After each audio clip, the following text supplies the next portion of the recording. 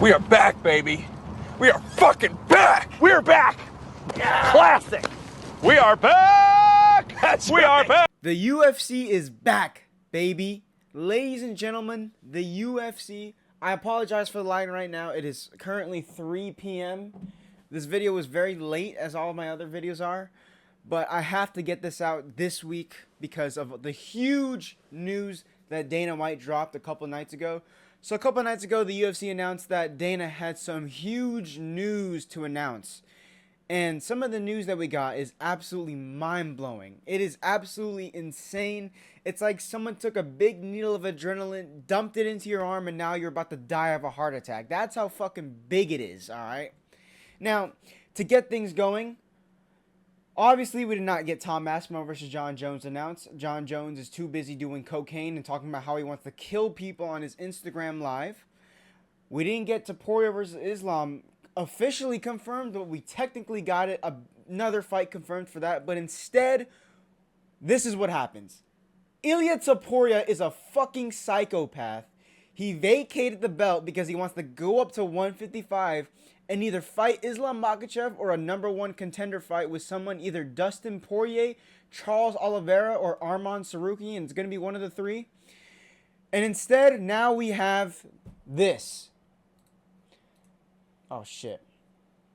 We have this. Wait, let me fix my border real quick. This is very embarrassing, guys. I'm very sorry for that. Volkanovski versus Diego Lopez for the vacant featherweight championship. And all I have to say is, as a Volkanovski fan, I am so thankful it's not Topuria, because with Topuria, like, I'm gonna be so for real for a moment, guys. Let me move up. Let me try and get this fucking sun out of my eyes. I can't do this. Fuck. But as a Volkanovski fan, if I'm being for real, like, Topuria is a horrible matchup. Absolutely horrible matchup for Volkanovski, because Volkanovski could be piecing this guy up on the feet no matter what. He could be piecing him up, out-wrestling him. He doesn't out-wrestle him, but he'd be piecing him up. And it's a fight. You're going to at least get one shot landed clean on you. And no matter what shot it is, it's going to hurt Volkanovski, especially from someone like Topuria, all right?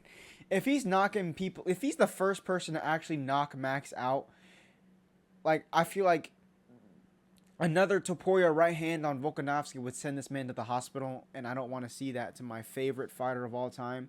But this fight is great, okay? Because this is a more winnable fight for Volkanovski. And I'm not saying that because Lopez is shit, Lopez is that. I'm not saying that at all. Lopez is basically Brian Ortega if he had deadly power in his hands. His jiu-jitsu is really good. He's kind of abandoned that more recently in his more recent fights. He's been going for knockouts because he kind of realized he has dynamite. He has absolute black holes in his hands because he sends people into different dimensions when he hits them. So he's kind of been just using his boxing lately. And I think for this fight, Volkanovski is going to have to be extremely feint heavy. He's going to have to be using his kicks a lot. He's going to have to stay at range with someone like Lopez. His defense needs to be on point, because if he gets landed on by Lopez, I don't want to think of that. I don't even want to think. I don't want to speak that into existence as a Volkanovski fan. But Volkanovski, on paper, I'm being so for real, Volkanovski should win this fight. He absolutely should win the fight, because Volkanovski and Topuria are leagues above Lopez in skill. Lopez is nowhere near as half of the fighter as Topuria. I feel like Topuria would absolutely annihilate Lopez in the first or second round. The only thing, actually, I take that back. The reason why he wouldn't get Lopez out of there fast is because Lopez has a lot of power, and with Topuria, he fights really smart with people like Josh Emmett, the Josh Emmetts, the Lopez's. I feel like he'd fight a lot smart compared to how he fought, Volk and Max. But Volk and Max, they don't got much knockout power compared to Josh Emmett and Lopez. Max Holloway isn't knocking out Brian Ortega and then waking him up with the next left hook he lands. So that's why I feel like he'd fight a lot smarter with someone like Lopez. But now we're probably not going to get that fight anytime soon or any time at all because, Toporia's moving on up. Now with Topuria, he said that he can't make the weight.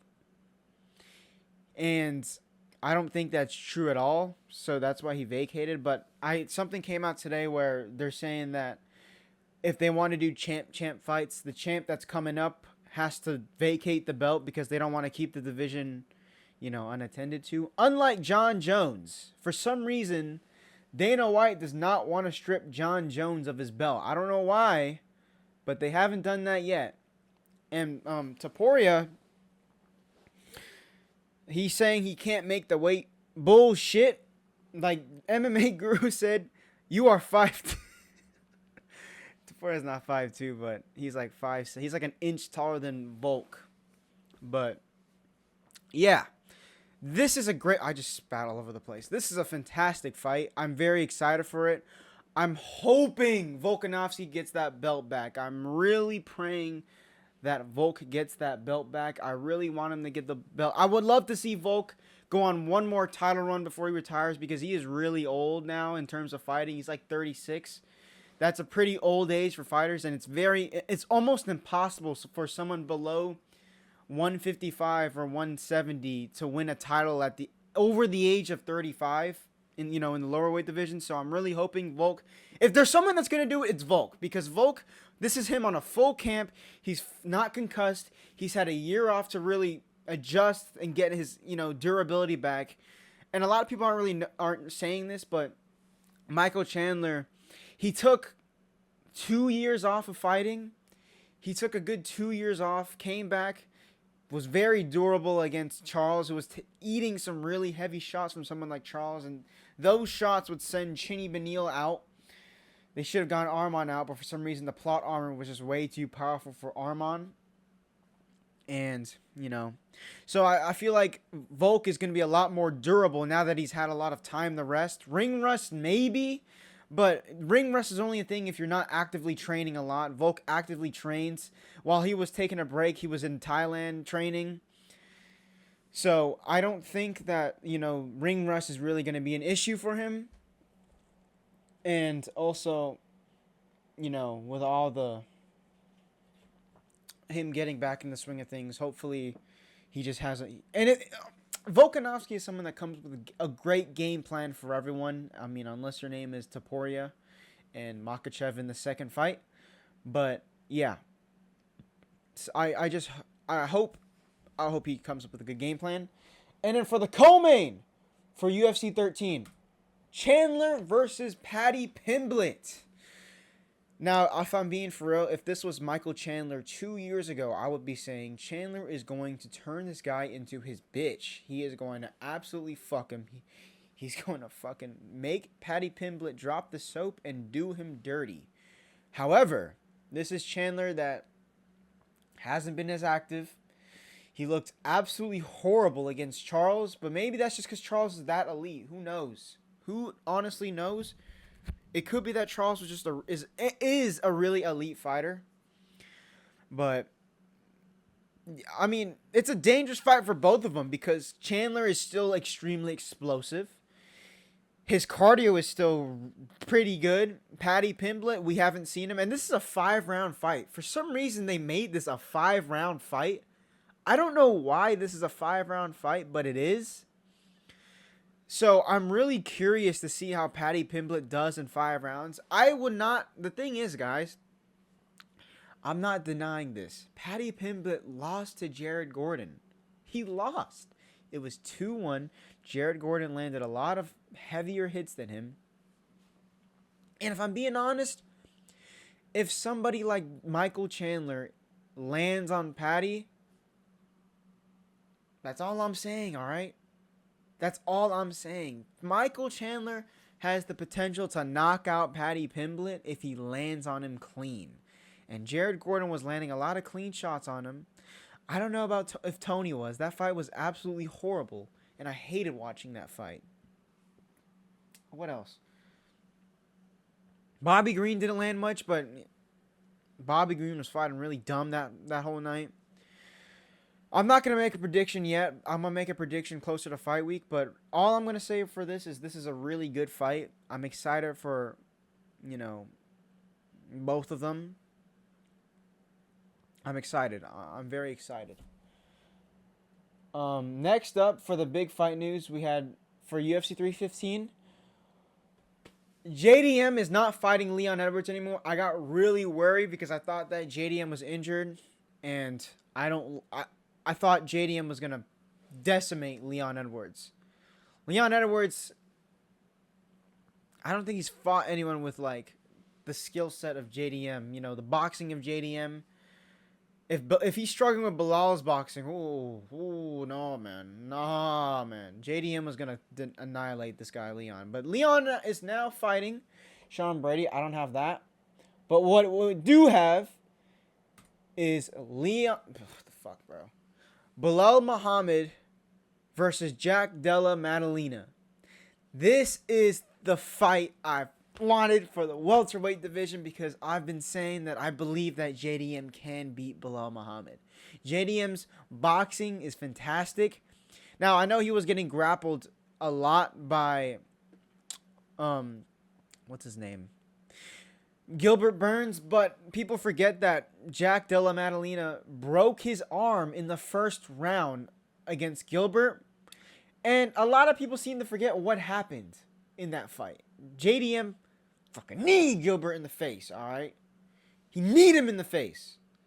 He won that fight. So I don't know what this narrative is that JDM is going to, get. He probably could, if I'm being honest, because Bilal is a pretty good grappler. He might get grapple fucked. I really shouldn't be cussing because I got to get that unemployment hitting hard right now. But he really, JDM is he's a decent, damn. He's a decent grappler, but I feel like if he can really establish his crisp boxing combinations on Bilal early in the fight, he'll get him good. And JDM is, in my opinion, a better Jeff Neal to the sense because his boxing is a lot better. He has good power. He's got nukes in his hands. And guess who lost? Guess who Bilal Muhammad lost to? And was basically 26th. Jeff Neal. Jeff Neal beat the shit out of Bilal Muhammad.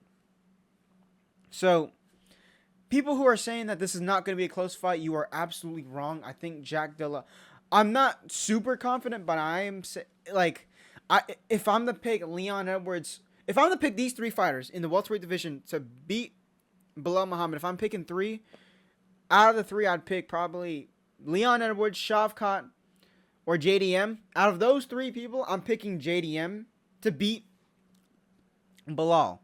Shavkat, don't get me started with Shavkat, dude. That overhyped man, dude. He's so overhyped. How do you like? Don't get me started with that, man. But yeah, this is once again another exciting fight in the welterweight division.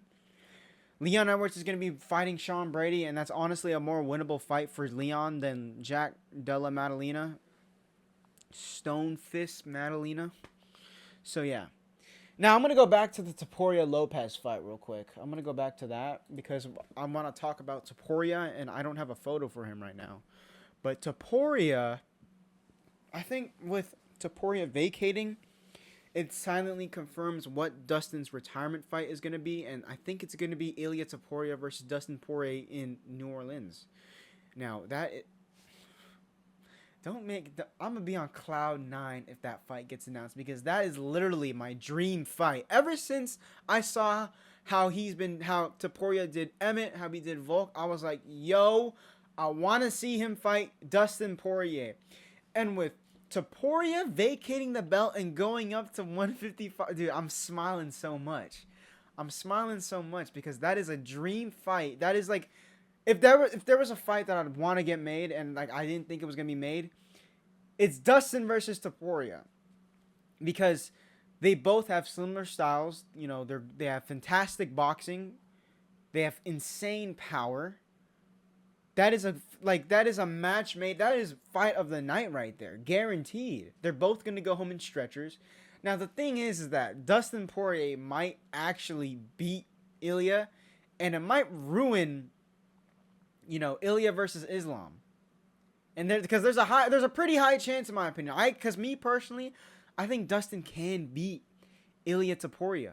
I really do think he can, with his power, his boxing, his guard. That fit kind of like a shoulder roll, but he blocks with his elbows.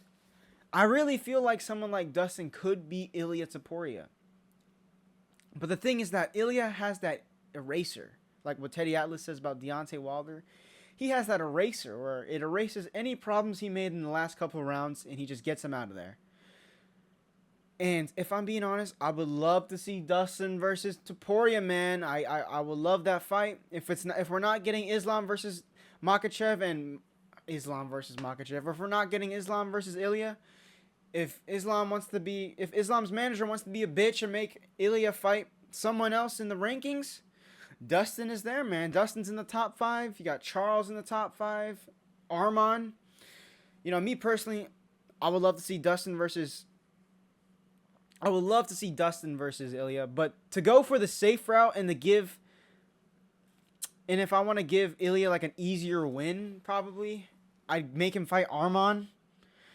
It's a little bit disrespectful to say, an easier win, but I feel like out of Charles, Dustin, and Arman, a lot of people would choose to fight Arman over Dustin and Charles, because number one, Arman is higher in the rankings.